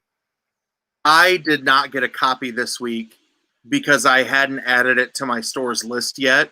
So I have to go to the other store tomorrow to see if they have one, but I might have to Comixology it and buy a second print. Man, there's a page in that. The second page. It's like you have to turn the book sideways and hold it like that, but it is gorgeous. Like that page alone is worth the price of admission. I obviously read Batman too. And a lot of you guys are really hot on it. I'm slightly cold. I don't know. I just feel like there was a lot of build up to something that I felt didn't pay off the way that I wanted it to, and that made me sad. But I get where it's going, and I think it'll pay off in the long run come like issue 95 and when that starts going. Yeah. But at that point of reading, I was pretty disappointed with it. Here's what we'll do really fast because I see there are a whole like 3 or 4 people watching. And to not steal some burrito thunder, but in the spirit of the burrito, if you type your favorite, describe your favorite burrito in the chat in this moment, I will send you a copy of my favorite Source Point Press single issue that I got from either Free Comic Book Week or purchased from them. Oh, and hey, I'll even send you one of these new Comic Burrito stickers that we just got. So there you go. So describe your favorite burrito in the chat. I'll type your name in, and then Cole and I will send you some goodies. Oh, go ahead. Oh, you go. No, you keep going. Sorry. And I'll say, if you want to watch, a good show, like the way that I talked about Bearded Comic Bro in terms of liking his content, because I like the natural reactions and the ooh wee, and you get a good like goofy persona but doesn't feel like a character for the camera. That's why I like watching all of the content that the Comic Burrito Boys put out, that usually there's a new video out every Monday, and then sometimes maybe a second video during the week. But I like their live streams because you want to talk about a stream that will cater itself to what the crowd wants to talk about. Like, we randomly hooked up one night because I was doing a shitty unboxing, and Nick, who runs their Twitter account, was like, oh, we just started going live. And I think 4 hours later of watching 3 dudes argue about DC books that I didn't know anything about, like, you want good kind of controversy and headbutting. The burrito is a good thing to kind of get wrapped up in. And I like their longer videos because, like, they knew I got a copy of Mr. Miracle, and they were like, as soon as you read it, watch our video. I like how the 3 of them each take an academic approach to kind of talking about some of the books, right? That instead of like their live stream is where you'll get the, here's the books we got, here's what we got in the mail, that kind of conversation. And I like that because it's better than any one random person going, you should read this book. But I like how their videos take a longer thematic approach. Like, I enjoyed their impactful comics, even if it meant that I had to learn about Ren and Stimpy comics to engage in the chat, or had to Google a bunch about, Descender, or learn every fucking thing about Nightfall and the entirety of the New 52 Green Lantern to win my bandana. But I like that their videos are, when talking to Cole, I really described what the burrito did as timeless, right? If you're not buying books in the next 2 weeks, then all of the videos that like 80% of us do on YouTube are meaningless, because we're talking about books that just came out or books that are coming out next week. So where the burritos content is really good and you should get wrapped up in it, is, sure, they're talking about books or series that may not be the hottest in that moment, but you're getting three very different perspectives from different points in reading and collecting about the same story, and they're not going to agree on everything. It's fun to watch the Burrito argue, but you get a well-rounded kind of perspective. Like in watching their Mr. Miracle video, I sent Todd a message and I was like, you are clearly wrong about 12 panels in this book. It's literal perfection. And then when You mean I 9 read, panels. or 9 panels, and then when I read, what was it, Dark Knight Returns, Yeah. and there were like 17 panels on a page, I was like, okay, Todd, you're right. This is too busy. Yeah, and I mean that's the thing. We definitely don't always agree. I think we like to talk about books we all like because there's no real fun in like saying this book is terrible. Yeah. But yeah, I mean we definitely have a lot of things that we're trying to do still. I think we started this as just 3 guys that wanted to meet up in Todd's basement and talk about some books. And then COVID hit and we had to figure out what to do from there, which I think it's helped us grow a little bit and figure it out. But we definitely have some interviews coming up and some other stuff too. So if you don't already sub, please do. Yeah, and you get Michigan sports, you get wrestling, you Yeah, get like wrestling. whatever the chat wants to talk about in any given night, they'll talk about it. And then if you show an interest in wrestling, then Cole and Todd will invite you into their Discord to watch a pay-per-view. And then you might fall asleep during it and then randomly wake up and they kick you out of the Discord because they're like, you're clearly a zombie at this point. Well, I think it was just more that we were both in a very weird state of 2 dudes together watching wrestling, and we're like, we do not want anyone else to be a part of this. Fair. But all right. Have you read Farmhands or read any Farmhands? No, and I saw you tweeting about that. Everyone, man, which is funny too, because Nick was like, I read the first trade and I loved it, and then I've been getting it on Hoopla, and man, this book, I mean, I just finished Chew, which was great, and like the Chew and like Sex Criminal both have these things where if you look at the actual art, you'll see these weird things like in it's the same artist from Chew that writes and does the art from this, and like one of the pictures is his son is talking to his dad and he's like, wrote this comic book, and on the wall you see, how do you write comic books, and it's just like draw, write, hope, get lucky, question mark, and you're just like, if you like read that back stuff, there's so much funny random stuff. And I know like in Sex Criminals there's a whole thing where it just says like, well, we go to this Asian market, I was gonna have you guys go in here, but I figured that Chip would just write funny things like sex me hard or something like that on all the cans, so I just didn't even make this part of the book. Sex Criminals, like it's Fraction and not Fraction. It's Fraction and Zdarsky. Yeah, Zdarsky does the art. Those two are just hilarious together, and I love watching them, like their banter online, like when Tom King and Tom Taylor hooked up for their Twitter bromance of the same hat in different directions. Like, that's why I like Fraction and Zdarsky together.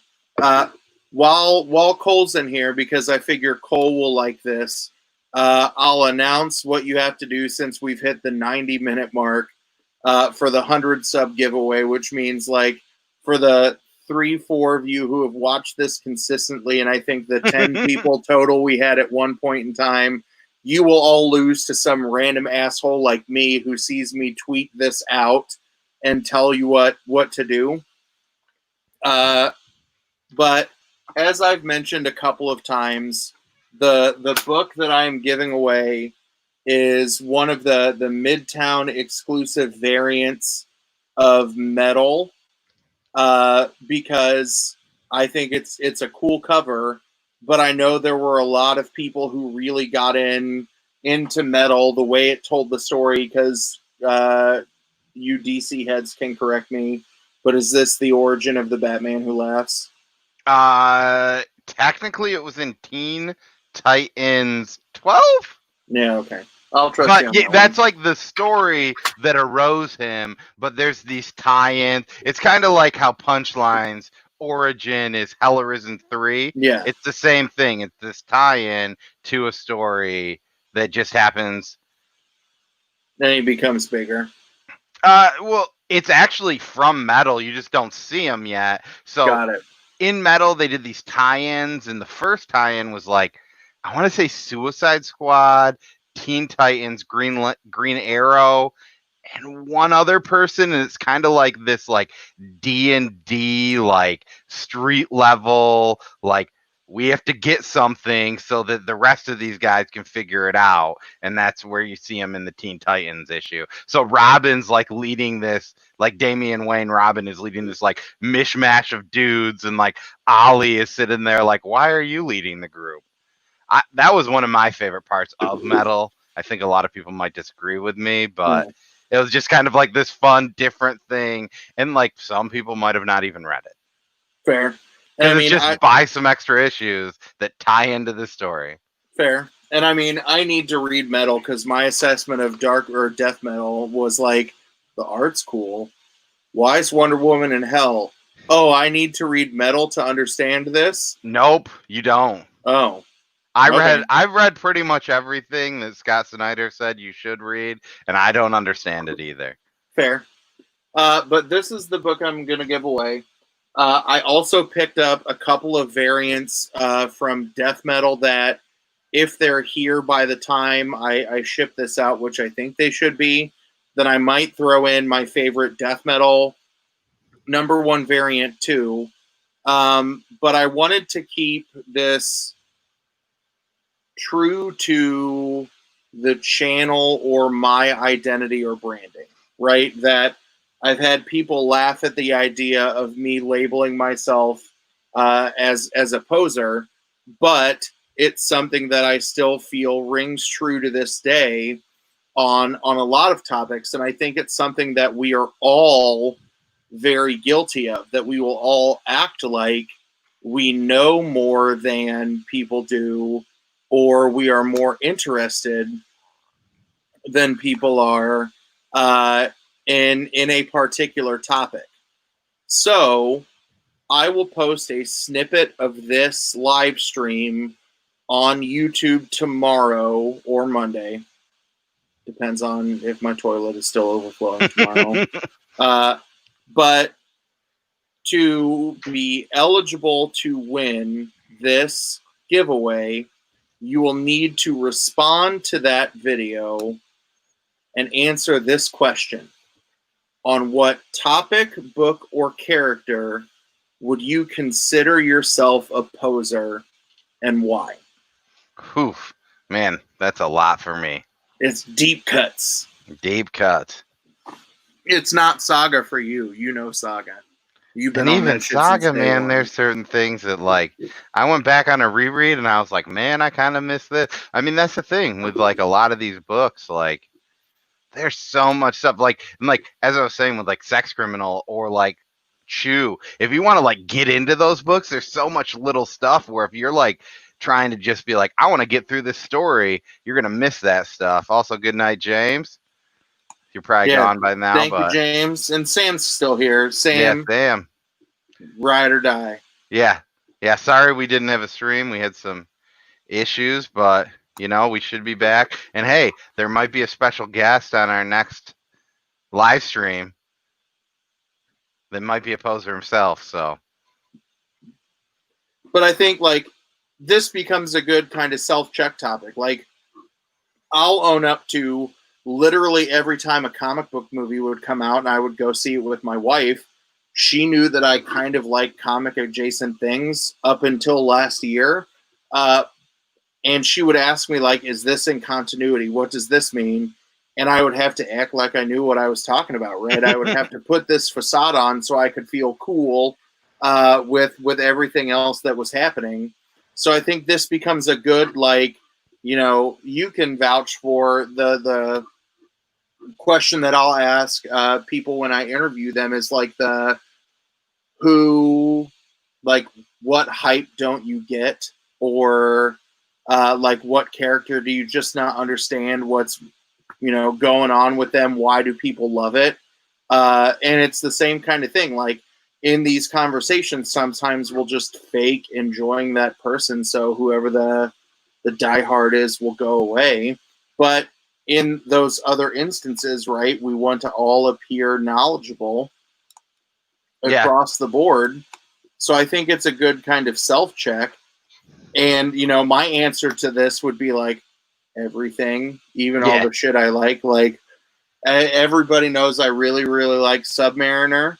If I turn a little bit this way, you can see a Booster Gold Blue Beetle Funko Pop. I like Booster Gold, but I can only give you like a D- level book report. But I like them, right? Can I talk about them at depth? No, but I'll still go like, these are two of my favorite characters. Or I think my mystery slab that I have ordered should be here on Monday or Tuesday. And I think people will be shocked at my reaction of not being able to go like, here's my master's thesis on why this is the perfect book. Like, I will go, here are the 3 things that were cool about this to me. And you all will go, yeah, he doesn't know what the fuck he's talking about. Who would spend money on that trash? This guy. I mean, that's kind of, you got to figure out what you want. And if you enjoy it. So, like, it's really funny. I have, like, so Free Comic Book Day last year, I want to say, there was a John Constantine pop that came out through preview. I just got it. I know nothing about John Constantine, but my daughter, every time she comes down to my office, it's sitting. Oh, I don't think you can see. Yeah, actually, you can see it right there. That one. She'll pick it up and be like, "What is this?" And I'm like, "That's John Constantine." And then she's all like, "Johnny," and I was like, "He likes to smoke cigarettes." Yeah. And I was like, And "Maybe he you can should do play magic. with that one." Yeah, and he does magic. Yeah. So it's the same kind of thing. So I feel like that's good. So I'll put or interesting to me. So depending on the number of people who enter, I think one of the things that I'll do with like I've done with my other giveaways. So like the Vala giveaway, which I'll be announcing the winners to on, I think, Tuesday. If I feel like there's an outside panel who could vet the answers better than me, then I will turn to them. If not, since it's only my 100 sub giveaway, once everybody jumps through this hoop, we can go through the wheel of cheating, the wheel of rigged, and go after it that way. But I figure, why would I buy a metal cover? Oh, because everybody says death metal is going to be a good thing. Yeah. So yeah, that's everything I've got.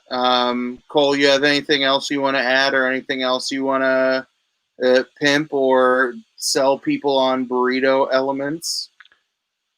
I mean, I'm just gonna throw down. If I'm getting a burrito, there's a good chance there's pork in it.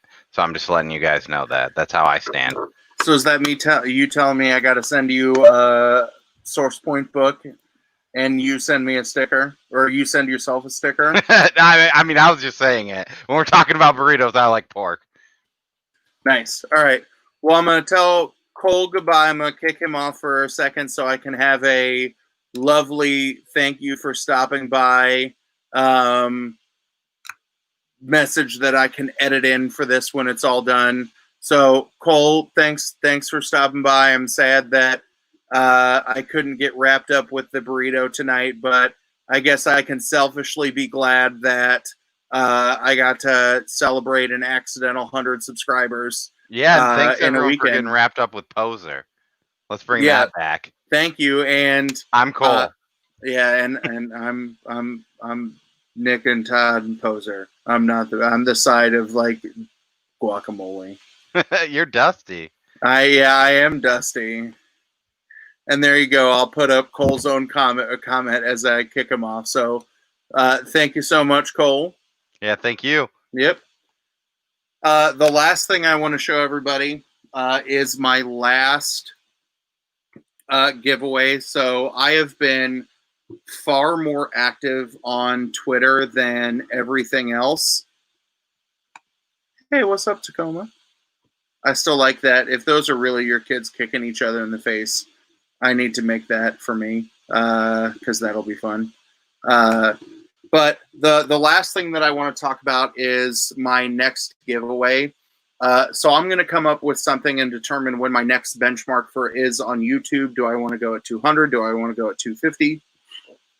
How do I want to continue to grow the channel that way? But I've been the most active between my blog and then promoting my blog through Twitter. So in terms of what I plan on giving away once I hit my 500th follower on Twitter is 4 things. And I thought about just sending out random stuff, but since my, goal is to share things with me that are meaningful to me that I either want other people to read or, things that I think have some kind of long-standing impact. No, damn. They both do Taekwondo. One's a 2nd degree black belt. One's almost black belt. My 4-year-old does Taekwondo and just got his tiger striped orange belt. So like he's still in the fake belt for little kids, but he really, really enjoys it. Multiverse, you're not too late. I will, for you in Tacoma, since I just revealed what I do for the 100 subs, or if either of you want to hop on and talk about something, you can do that too. And like Tacoma and I can fight about why I think the Seattle Sounders are hot garbage and why, SKC for life, and he can tell me why I'm wrong. But I was only going to go to bed because I think the only 2 people left were me and Cole. But in terms of my giveaway for when I hit 500 followers on Twitter, I've got 4 things planned that are meaningful to me that I want to share to other people. So the first, I teased a little bit in the last Burrito live stream last Saturday, and it's the trade of We Can Never Go Home from Black Mass Studios. And I think this book means a lot to me for a couple of reasons. Number one, as someone who teaches high school, I deal a lot with like the conflicted teen angst and coming of age elements of who those young people are becoming in their lives. And I feel that connection to this book. And if you've not read it, you've got, people who are coming into learning their powers very quickly and then dealing with the repercussions of their actions very, very quickly, and it does not end well for them. The second reason that I want to give this book away is that I'm a big fan of independent publishers, and one of the ones that has just consistently put out work that I've massively consumed during the quarantine and the lack of distribution was Black Mass Studios. That I think I've picked up maybe 15 different titles from them, and I've not been disappointed in any of them. And it's something that, like, this is a book that I think a lot of folks should read. And then the last one, I like that the comments, or the credits are kind of written on this mixtape. The mixtape is something that plays into the story, and one of the things that I've talked about a lot is kind of my connection to music when I read. So that's why I think, this is a book that means something to me. The second one is something that came out this week, the Support Our Shops book that came out from Aftershock. You can see that I've got 2 copies of this because if I lean way over, there's one behind me. My comic book shop has been something that has meant so much to me, and I've been only shopping there for about a year. That it's my therapy, it's my church, it's my cheers, it's my ability to be able to kind of get, myself immersed in something, or as, the Lost in Comics voice would say, it gives me that ability to get lost. And during the quarantine period, right, not being able to physically interact with people, not being able to teach kids in person, and only have to deal with a couple of kids who would optionally show up into a like Zoom meeting, like the thought that comics or my shop could be something that could crumble, right? I don't think comics would go away, but I think the economic impact on my shop is something that could terrify me, right? The idea that you had some publishers who would give the like 50% or less of their proceeds would go to your LCS, which is something that I think is beautiful and I've talked about at length. But the lineup of talent on this Aftershock book, I think, is amazing. And for Aftershock to look at their stores and say, we're going to give you something. You can decide if you're going to give this book away. You can sell this book at whatever price you want. You can do whatever you want to with your consumers, your clients of this book. I think is something that speaks volumes. And I love the book because it's a love letter to comics as a medium, to shops as that, source of refuge for everyone. But it's also a love letter to the fans. And I think watching all of this connection together will, I think it's a beautiful thing. I like watching Cole and Tacoma arguing about Portland versus Seattle. Yes, Stumptown is a Portland thing. Rucka is definitely a Portland Timbers fan. And to maybe show Tacoma why he shouldn't want to sell me some of the comics I've bought from him in the last couple of days is before Sporting Kansas City moved from the Eastern Conference to the Western Conference. Portland was my West Coast team. So there you go.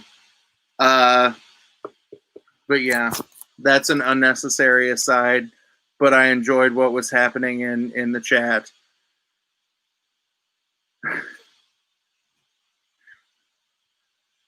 Sam says, MLS has 3 Canadian teams and I don't watch any of them. Yeah, I can get that. Montreal's fans are cool. Of the 3, Toronto is consistently decent. And I mean, I guess where Tacoma and I can unite is we can universally hate Vancouver. But the item 3 of 4 in the giveaway is Little Bird issues 1 through 5.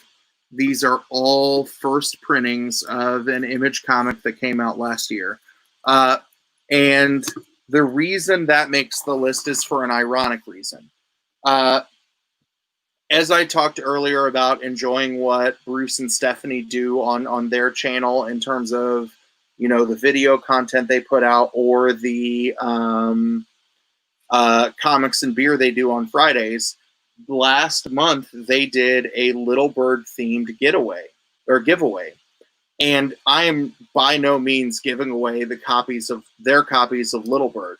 But because I enjoyed their recommendations and I have kind of bought into the things that they talk about so much, I went out and eBayed and bought a full run of first print Little Birds for something like $10, maybe.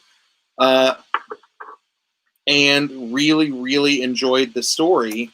And then quite ironically, on that Little Bird themed giveaway show, Bearded Comic Bro, who is their trivia champ, won their biggest giveaway of the night, which was a bunch of signed issues that were signed by Darcy Von Polgees. And I answered the next trivia question correctly and won a set of Little Bird number 1s from them. So it's a beautiful story. It's an Image comic, and I really, really, really love what Image is putting out. That this is, again, something that I think it's a good story. It's something that's meant something to me because it's been, aside from the Burrito Boys talking about Source Point Press, one of the stories that someone's recommended that really had an impact on me in terms of the way I read comics or look at things. So it becomes, something else that I kind of want to share with the world. The fourth item is a secret. It is a signed book, and it is one of my favorite Marvel characters. And I will give you a bonus entry into the 500 subs giveaway if you can guess not what the book is, but who the character is. And I will give you a hint. It is not the Submariner. If I had any book that had Namor in it that was signed from any of the early runs, the most recent run, or any book that Namor showed up in, I would keep that book until I died. But it's one of my other favorite characters. You've seen me talk about this individual a lot in terms of different runs throughout different points in history. They've showed up in different mystery boxes that I've picked up. No, the answer to Burrito's question, this is for 500 on Twitter. So those four things. So if you follow me on Twitter at CBPoser, once I hit 500, it'll be the We Can Never Go Home trade, Save Our Stores from Aftershock, first printings of Little Bird 1 through 5, and then a mystery signed book that I will reveal on the night that I give that prize away. So I think that's everything that I had planned to mumble about tonight and yelled at into the void. Tacoma says that they just picked up Little Bird #1 today. Nice. I really liked it a lot. And if you want to win 2, 3, 4, and 5, then you can follow me on Twitter. But unless there's anybody else who wants to hop on the stream and, for the couple of folks who just showed up in the last couple of minutes in terms of Multiverse, Tacoma, or whoever the last one was. But now there are 7 of you in here. So if any of y'all want to hop in the stream and just shoot the shit for a minute, you can do so. If not, I'll just kind of awkwardly say here. And if any of you want in the stream, I've got both my DMs on Twitter and Instagram open. So send me a message there and we can chat. Or if you want another medium to just chat about random shit on, you can join this Discord channel. It's not mine. I still barely understand how to use Discord enough. But the folks over at Comic Burrito have a Discord that they've put together where there's just a bunch of random folks where we'll talk about random shit and share a bunch of gifts. If you like wrestling, then you can join the wrestling channel. And you can fall asleep like I do when we watch pay-per-views at like 3 a.m. once the torrent finishes downloading. Or you can join our league in Injustice 2. But if you want another outlet to either just be able and hop on and talk about whatever, like when we're done here, Todd and I are probably Cole and I are gonna probably have another beer and talk way too long in the Discord until my wife knocks on the door and says the toilet downstairs is flooding. Oh yeah, did I say Injustice? It's Injustice 2. But yeah, if there's nobody else, I'm gonna peek into my DMs one more time, and you're not gonna hurt my feelings if you don't want to pop on.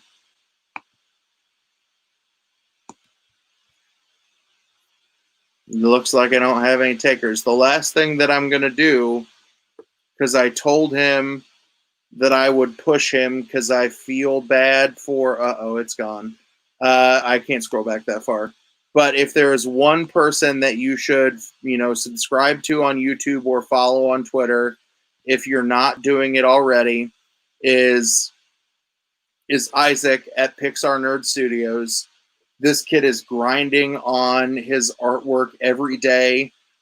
He just had a video come out like 20 minutes before I went live.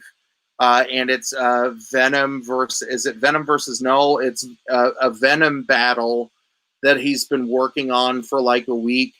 The kid does good art. He's very good at talking about his process in the videos. You should follow Isaac. The kid's got talent. He's such a good asset to the community. You've got two people who are way smarter than I am vouching for how good and sharp this kid is. He just turned 16. Help push him up to that 100 subs on YouTube. I think he's at 88. So I think I know 12 good people who may not be subbed to him, and some of you might be them who can push him over. But if there's nobody else who wants to come hop into the stream, then I will end this in the same way that I end everything else. Thank you so much for popping into an impromptu chat tonight. Thank you so very much for helping me meet my goal of deciding that I wanted to commit to doing some YouTube stuff, and I wanted to hit this 100 subscribers by Sunday, and y'all helped me hit this benchmark. So I will say, cheers to that. Thank you for helping me find another avenue to share my voice or my thoughts, in addition to screaming into the void.